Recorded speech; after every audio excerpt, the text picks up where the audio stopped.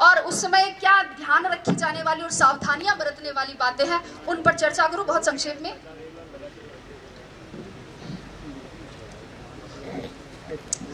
चूंकि अपनी ये जो सफलता की प्रक्रिया, इसको मैं एक कृषि के रूपक से बताना चाहूंगी। अगर मैं बोल रही हूँ और आपको लगता है कि समय ज्यादा नहीं हो रहा और आप बोर नहीं हो रहे, तो एक बार तालियां बजाकर स्वागत करें।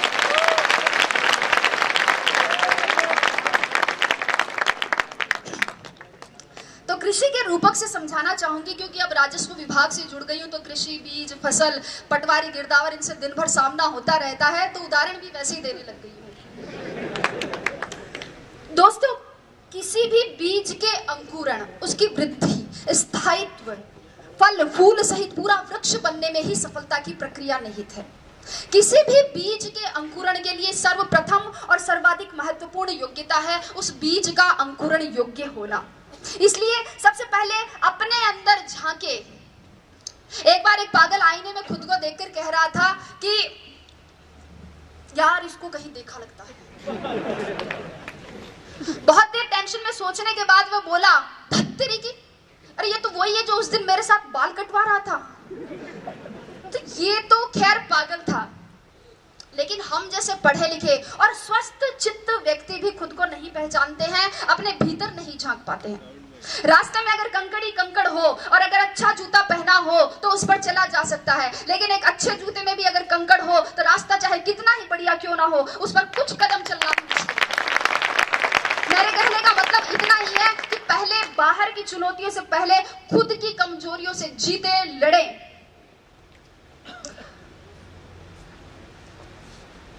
बीज के अंकुरण के बाद अंकुरण के लिए आवश्यकता होती है उपजाऊ भूमि की, और मुझे नहीं लगता कि प्रतियोगिता के दौर में उपजाऊपन के मामले में राजस्थान विश्वविद्यालय का कोई सानी होगा। यहाँ का मार्गदर्शन आपके लिए सदैव पथ प्रदर्शक का कार्य करता रहेगा। आपको अपनी तैयारी के लिए, लक्ष्य प्राप्ति के लिए जहां कहीं भी, किसी भी कोचिंग संस्थान, महाविद्यालय अथवा व्यक्तिगत मार्गदर्शन के लिए कहीं भी अपने आप को समर्पित करें, तो उस भूमि का उपजाऊपन जांच ले, क्योंकि कई बार योग्य बीज भी उपजाऊ भूमि के अभाव में अंकुरित नहीं हो पाते हैं। बीज के अंकुरण के पश्चात आवश्यकता होती है खाद, कीटनाशक और उत्प्रेरकों की। विद्यार्थी के लिए खाद का काम करते हैं उसकी कक्षा, उसकी पुस्तकें, उसके मित्र, उसका जो पढ़ाई का आसपास का माहौल है वो, उसके गुरुजन जो उसे एकाग्रता और ज्ञान संचय की विधि प्रदान करते हैं। एकाग्रता पर थोड़ा सा, कुछ विद्यार्थी ऐसे होते हैं जो पढ़ते हुए टीवी, रेडियो चलाते, एफएम चलाते हैं, और कुछ बच्चे ऐसे होते हैं जो कान में ईयरफोन डालकर म्यूजिक सुनते हुए फिर पढ़ाई करते हैं। और अगर पास में पड़ोस में कोई शादी हो रही हो, रात्रि जागरण हो, तो उन्हें डिस्टरबेंस होता है। सर, मैं अपना उदाहरण देना चाहूंगी कि मेरे घर के इस तरफ मंदिर है और इस तरफ मस्जिद। सुबह उठते ही इधर से घास खाए गैया, दूध पिए ग्वाल, छोटो सो मेरो मदन गोपाल शुरू हो जाता था। तो उधर ला इलाहा इल्लल्लाह मुहम्मदुर रसूलुल्लाह के साथ शाम ढलती थी। बारात भी उधर से ही जाती थी, सतराम के जयकारे भी। लेकिन मैं आपको बता दूं कि मैंने अपनी पूरी पढ़ाई अपने घर की छत की तरफ जाने वाली उस आखिरी सीढ़ी पर बैठकर की थी, और मुझे हर तरह के शोरगुल में एकाग्रता का इतना अभ्यास हो गया था कि पता ही नहीं चला कब होली की गैर निकल गई और कब ढोल ताशों के साथ मुहर्रम के ताजिए। पढ़ते वक्त मोबाइल बंद रखे। अगर व्हाट्सएप, मैसेंजर और फेसबुक नहीं चलेगा तो एकाग्रता में वृद्धि होगी, लेखन शैली में सुधार होगा और टॉप 50 में आने की संभावनाएं भी बढ़ सकती हैं। मेरी बात करें तो मैं बताऊं, मैंने मोबाइल ही नहीं रखा था। यहाँ बैठे मेरे साथी इस बात के गवाह है कि मैंने एंड्रॉइड मोबाइल OTS में आके खरीदा था, और अब व्हाट्सएप पर जुड़ने वाली मैं अपने बैच की आखिरी मेंबर थी। कीटनाशकों की बात करती हूँ इसके बाद। जिस प्रकार पौधे की जड़ों के दीमक और पत्तों के कीड़ा लग जाता है, उसी प्रकार एक विद्यार्थी के भी धैर्य के लालच का, मेहनत के आलस्य का, सादगी के विलासिता का और पढ़ाई के भटकाव का घुन लग ही जाता है। और ऐसे में अनुशासन ही वह कीटनाशक का कार्य करता है। मित्रों, अनुशासन ही वह औषधि है जो किसी भी लक्ष्य की प्राप्ति के लिए किए गए साधना के तपोबल के ओज को परिवर्धित कर देता है। इसलिए अपने आप को अनुशासित बनाए, व्यवस्थित बनाए, अपना खाना पीना जागना सोना ये सब संयत बनाए। और इसके लिए गीता का एक श्लोक मेरी प्रेरणा रहा है कि युक्ताहार विहार से युक्त सर्वस्य चेष्टसु युक्त स्वप्नाम बोध से योगो भवति दुःखः। अर्थात अपना सोना जागना आहार विहार और अपनी चेष्टाएं ये संयत हो, उचित हो। और अगर आप इस अनुशासन को, इस औचित्य को बनाए रखते हैं तो आपके लक्ष्य की पवित्रता को सुरक्षा मिलती रहेगी। पौधे की वृद्धि के लिए आवश्यकता होती है डीएपी और यूरिया जैसे उत्प्रेरकों की। ये उत्प्रेरक भी दो प्रकार के होते हैं। एक तो वे जो पौधे में वृद्धि तो करते हैं किंतु उसमें ऐसे विकार उत्पन्न कर देते हैं जिन्हें हम आजकल सब्जियों और गेहूं में कीटनाशकों के दुष्प्रभाव के रूप में देखते हैं। और दूसरे वे उत्प्रेरक जो पौधे में प्राकृतिक हार्मोन्स को संतुलित करते हुए उसे स्वस्थ और लाभदायक वृद्धि प्रदान। विद्यार्थी के जीवन में भी दो प्रकार के उत्प्रेरक होते हैं। 2008 की परीक्षा में अंतिम रूप से चयनित नहीं होने पर मुझे किसी ने कहा कि तू तो केवी की नौकरी से संतोष कर ले, ये आरएस बनना तेरे बस की बात नहीं है। तो एक दूसरे मित्र ने कहा कि गिर को कर रे कंथड़ा हिरण कशो घी खाए, आंख चरे और पून भगे घोड़ा स्यू आगो जाए। कि हिम्मत कर, हुंकार भर, हिरण कौन सा घी खाता है लेकिन घोड़ों से आगे जाता है। एक था उत्प्रेरक और दूसरा था दुष्प्रेरण। दुष्प्रेरण ना स्वयं करे ना दूसरों के दुष्प्रेरण का शिकार हो, अपने मुकाम अपने उसूल खुद तय करे और हर बार लोगों की अपेक्षाओं पर खरा उतरने की कोशिश ना करे। एक बार रात के समय एक दुकानदार बंद करने वाला था कि ये कुत्ता उसके पास में आया। कुत्ते के मुंह में थैली थी और उसमें कुछ सामान की लिस्ट थी। दुकानदार ने थैली ली, उसमें सामान डाला, बाकी पैसे डाले और सामने रख दी।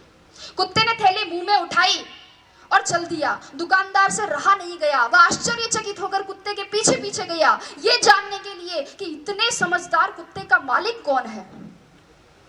कुत्ता कुछ देर बस स्टॉप पर खड़ा रहा। बस आई, उसमें चढ़ गया। कंडक्टर पास आते ही उसने गर्दन आगे, बेल्ट में कुछ पैसे और घर का पता था। कंडक्टर ने उसे टिकट दे दी, बाकी पैसे बेल्ट में वापस रख दिए। जो ही अपना स्टॉप नजदीक आया, कुत्ता बस में आगे की तरफ आ गया और पूंछ हिलाकर इशारा किया। बस रुकने पर कुत्ता उतर गया और आगे चल दिया। दुकानदार भी उसके पीछे पीछे चला। कुत्ते ने अपने पैर से 2-3 बार दरवाजा खटखटाया। मालिक बाहर निकल कर आया और उसने लाठी से कुत्ते की पिटाई की। आप सोच रहे होंगे कि क्यों? मालिक भी सोच रहा था। उसने पूछा इसका कारण, तो मालिक ने कहा बदतमीज ने सारी नींद खराब कर दी, चाबी लेके नहीं जा सकता था, गधा कहेगा। मित्रों, जीवन की सच्चाई भी यही है। लोगों की आपसे अपेक्षाओं का कोई अंत नहीं है। जरा सा आप चूके कि आप में बुराइयां निकाल देंगे और पिछली सारी अच्छाइयों को भूल जाएंगे। इसलिए आप तो बस अपना कर्तव्य कर्म करें, आगे बहुत सी कठिनाइयां हैं। माझी तेरी कश्ती के तलबदार बहुत है, माझी तेरी कश्ती के तलबदार बहुत है, इस पार कुछ मगर उस पार बहुत है। जिस शहर में खोली है तूने शीशे की दुकान, उस शहर में पत्थर के खरीदार बहुत है। लेकिन अगर आपने निश्चय कर लिया है कि आपको इस कठिन राह पर चलना है, अगर आपने सोच लिया है कि अब जलेबी की तरह इसमें उलझ ही गए हैं, तो फिर क्यों न चाशनी में डूबकर जिंदगी का मजा लिया जाए। मेरे कहने का मतलब इतना ही है कि अपनी मेहनत को सफलता के मुकाम तक पहुंचाइए। अपना संबल खुद बनिए, अपनी तारीफ खुद करिए। बुराई करने के लिए तो पूरा जमाना बैठा है। जिन लोगों की नजरों में बुरे हैं आप, कह दे उन्हें कि वे नेत्रदान कर सकते हैं।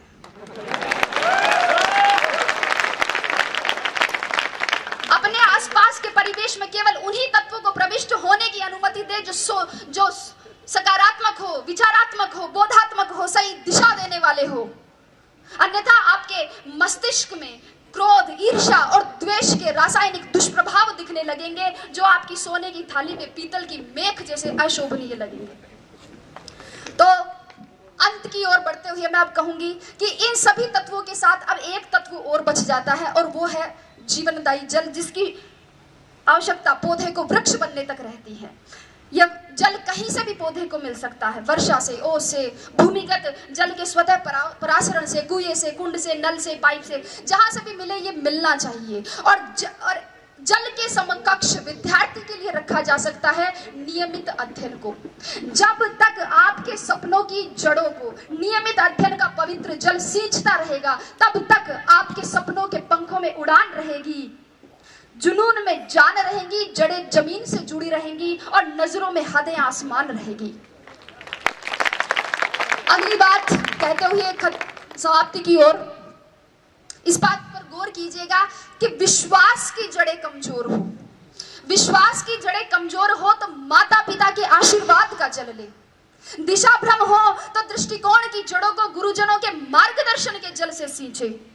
भटकाव की भूख भड़के तो एकाग्रता की जड़ों को आत्मचिंतन के जल से पोषित करे। धैर्य धीरज धरने से इनकार करने लगे तो मानस की जड़ों को अध्यात्म के जल से सींचे। और सबसे महत्वपूर्ण, अपने सपनों की सुनहरी जड़ों को सकारात्मक सोच के जल से सदैव सींचते रहे। सफलता मजबूर होकर कामयाबी का मीठा फल आपकी मेहनत से तैयार किए गए वृक्ष पर प्रस्फुटित कर देगी, जिसके बाद उसके संवर्धन और संरक्षण की जिम्मेदारी दुनिया अपने आप ले लेती है।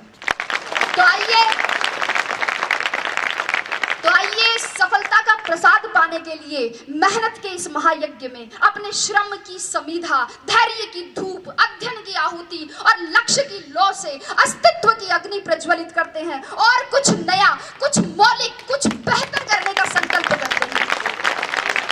मैं आशा करती हूँ कि शीघ्र ही इस विश्वविद्यालय से आप में से ही कोई छात्र या छात्रा ऐसे इसी ही तरह अपनी सफलता की कहानी बांटे, अपने अनुभव बांटे और मैं यहीं बैठकर सुनूं, गर्व करूं और कुछ नया सीखूं और अगर हो सके तो चाय के साथ कंक्लूजन करते हुए वोट ऑफ थैंक्स दूं। तो मेरी शुभकामना बस इतनी ही है कि आपका पथ प्रशस्त हो, लक्ष्य उन्नत हो, गति आबाद रहे। संगच्छध्वम संवदध्वम संभो मनांसी जानताम का मूल मंत्र कभी विस्मृत ना हो। आप सबकी मेहनत, सबके संरक्षण, विश्वविद्यालय में आपकी प्रतिष्ठा, आपकी निष्ठा, आपके सृजन और सक्रिय नेतृत्व से संस्कारों की नींव पर समर्पण के खंभों के सहारे सौम्यता के साथ खड़ा ये राजस्थान विश्वविद्यालय का महल अपनी आस्था और विश्वास के साथ सदैव पुष्पित और पल्लवित होता रहे। इसी के साथ धन्यवाद, बहुत बहुत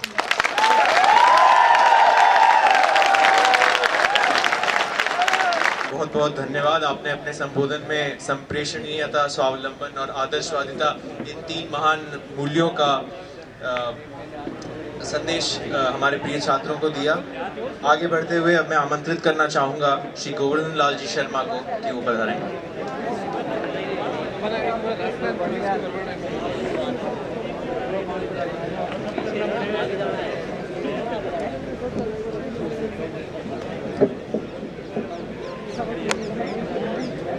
श्रद्धेय मंच, सम्मानीय श्रोताओं, राधिका के बाद का संबोधन निश्चित रूप से चुनौतीपूर्ण है।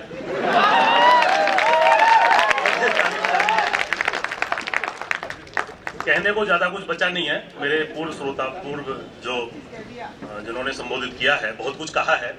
मैं जो अनछुए पहलू हैं, जिन पर कम बात हुई है, उस पर अपना फोकस करूंगा।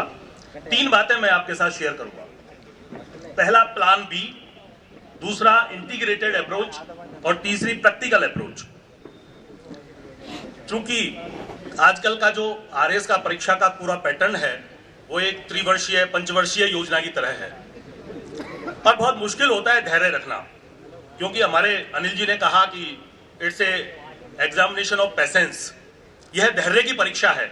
तो हमें एक वैकल्पिक कैरियर के रूप में निश्चित रूप से एक विकल्प रखना चाहिए।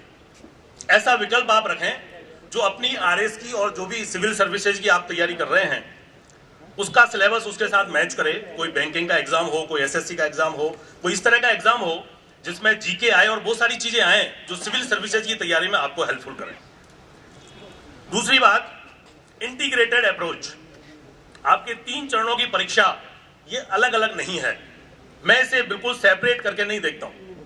ये इंटीग्रेटेड है, प्रीलिम्स, मेन और इंटरव्यू।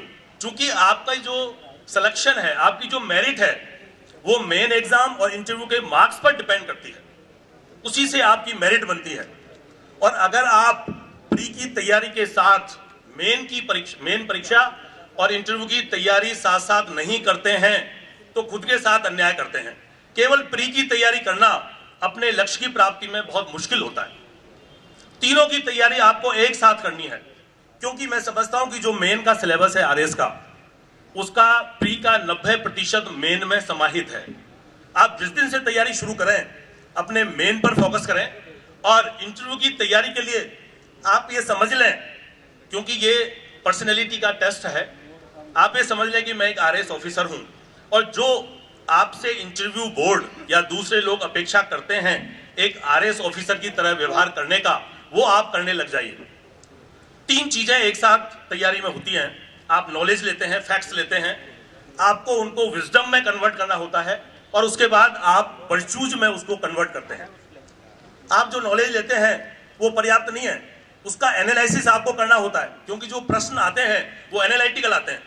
आप विजडम डेवलप करिए, जिससे कंक्लूजन आता है, आपके सजेशन आते हैं और उसके बाद आप अपने जीवन में, अपने व्यक्तित्व में वर्चू लाइए, सद्गुण लाइए, जो आपके व्यक्तित्व परीक्षण के लिए, आपके इंटरव्यू के लिए